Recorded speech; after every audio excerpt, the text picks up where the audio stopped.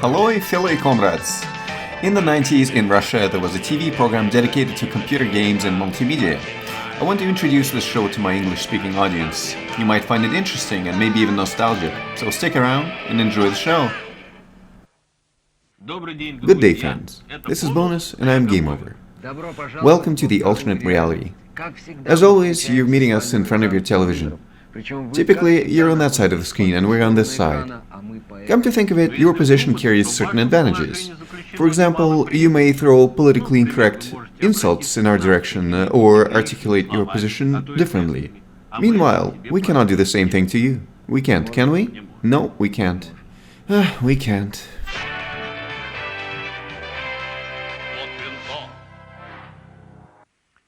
Today we present you with something new, CD games. Games that utilize compact discs. We were accustomed to CDs normally being used to store music. But as it turns out, a compact disc may also be used to store computer programs. A single disc is capable of holding either around 150 regular-sized games or a single but very special game. And if such a game happens to occupy close to 600 megabytes of space, then your expectations will be set equally high. One title is currently rising in popularity in Moscow. It is called Mad Dog McCree. It's made with the use of interactive graphics. National music is playing.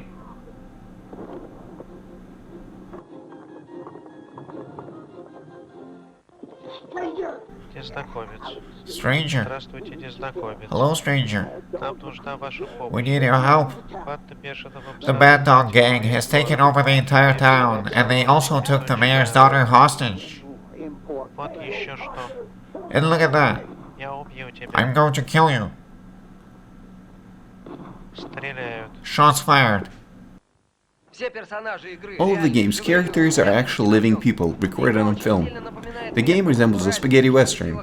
The only difference is that you're able to intervene in the events of the story. Mad Dog is a typical action flick that will challenge even the most experienced gunslingers. National music is playing.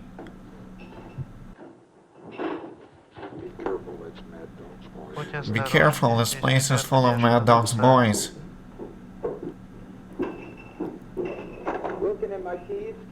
Hey, you want my keys? I'm not gonna give them to you, because you gotta go and get the sheriff out. Shots fired.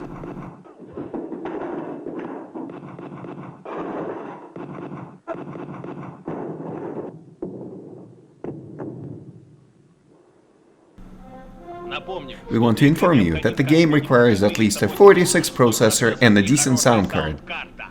Yes! The scariest man in town, of course, is Mad Dog himself. You're going to encounter him at the end of the game. By then, rumors of your heroics would have reached him, things like the sheriff rescue, freeing of hostages, and foiling of a bank robbery. And let's just say, Mad Dog is not going to be happy about it. The duels are conducted in accordance with the traditional Western code of honor. You aren't allowed to fire your revolver until the enemy draws his.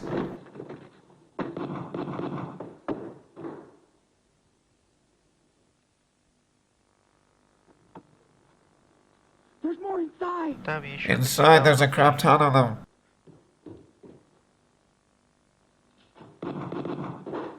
A bank robbery.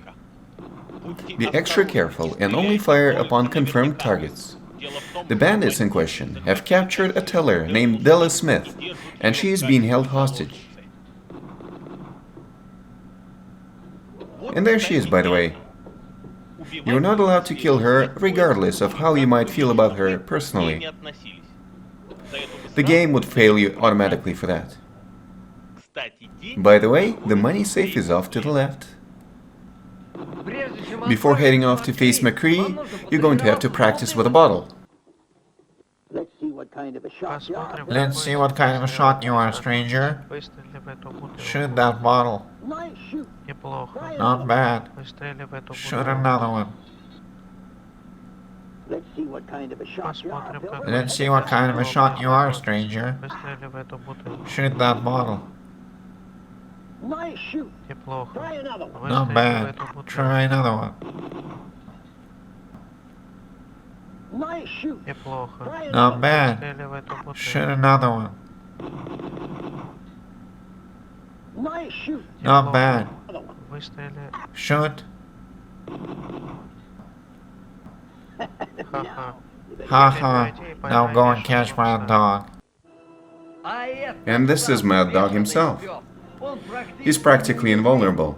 The only weak spot on him is obviously the head, and that is the spot that you're supposed to be aiming for.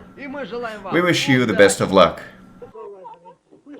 Мы спасены, мы все спасены. We all say, Слава Богу.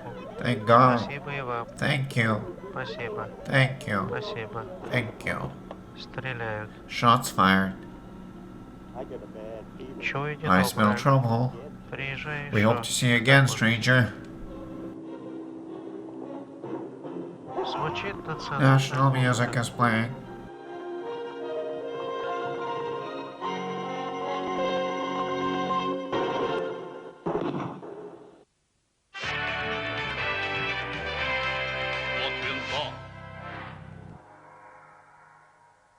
The next game is called Iron Cross. We think that would make a great training simulator for the military.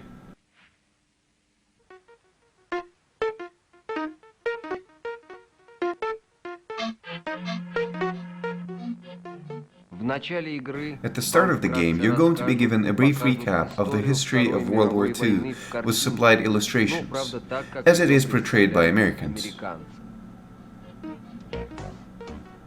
Battle rages in a burning forest. Artillery levels a city. Tanks advance information.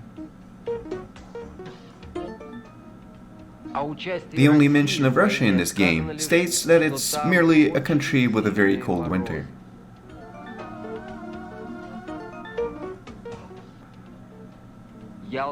Peace conference in Tehran. Retreat. Advance.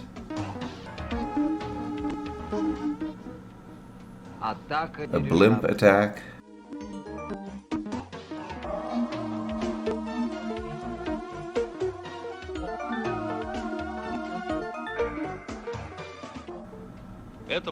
The game, despite belonging to the strategy genre, has one particular quality.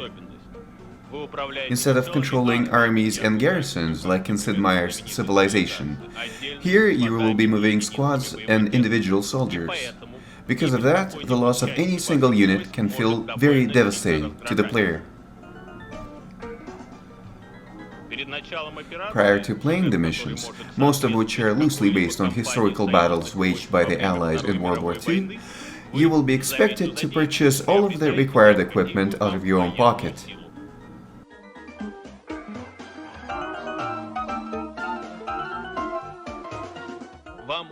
Eventually, you're going to realize a certain truth about the war. The cheapest resource on the battlefield is the human resource, also known as people.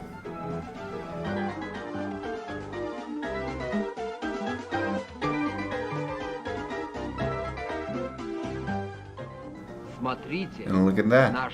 That's our airplane.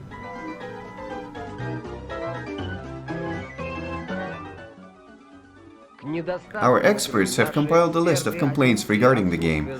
Among them are the lack of defensive fortifications and filled kitchens. Without those things, we don't see how a soldier going into battle would be motivated to come back.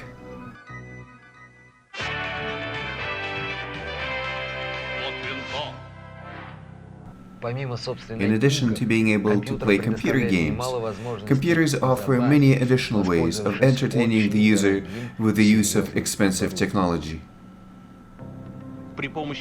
Using a computer program called Elastic Reality, our experts were able to replicate the effect first seen in a Michael Jackson music video, only with a more familiar set of faces.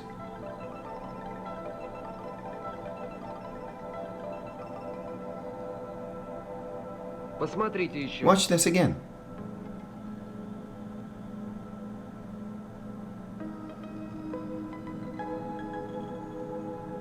As you can see, using this technique, you can become anyone else, whenever you like it and however you like it.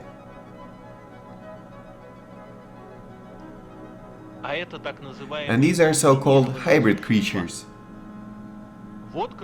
And this is a combined image of the host of our program.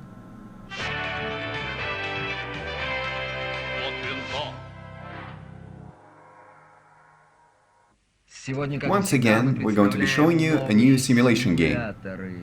In it, you will be simulating an aerial engagement. Many games in this genre have already become classics. Who can forget games such as F-19, F-14, F-15, and all the other F words? And today, we're going to talk about a game called Dogfight, not to be confused with Hot Dog.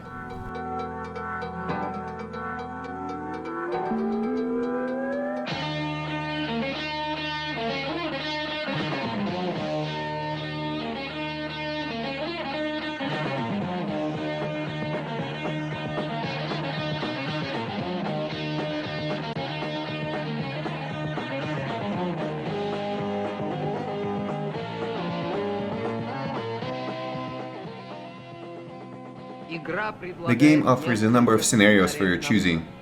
The First World War, imperialistic. The Second World War, patriotic. The Vietnam War, occupational. The Korean War, and battle over Falkland Islands, liberational.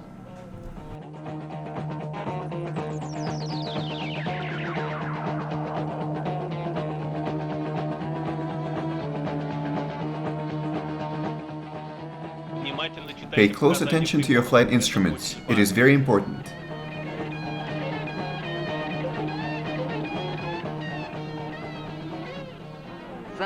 You can select any airplane type in this game, starting with the legendary Tri-Wing belonging to the Red Baron, and all the way up to MiG-29. In contrast with many other flight simulators, Dogfight allows you to put your enemies into prehistoric Messerschmitts, while letting you pilot something as modern as a Phantom, armed with air-to-air and airplane-to-airplane missiles. Please pay attention to your flight instruments. We already said that.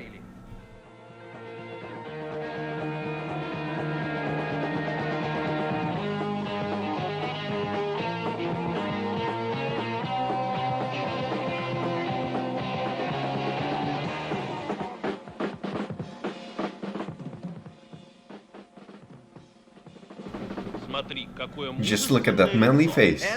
It has to be the pilot.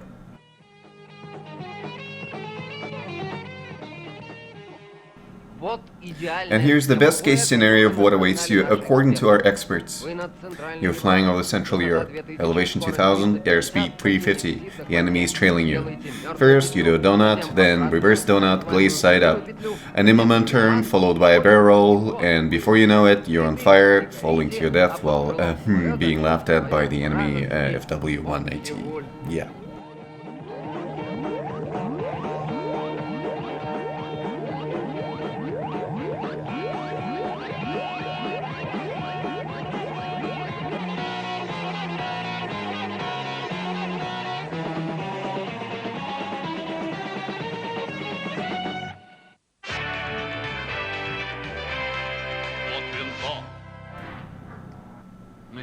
This is it for today.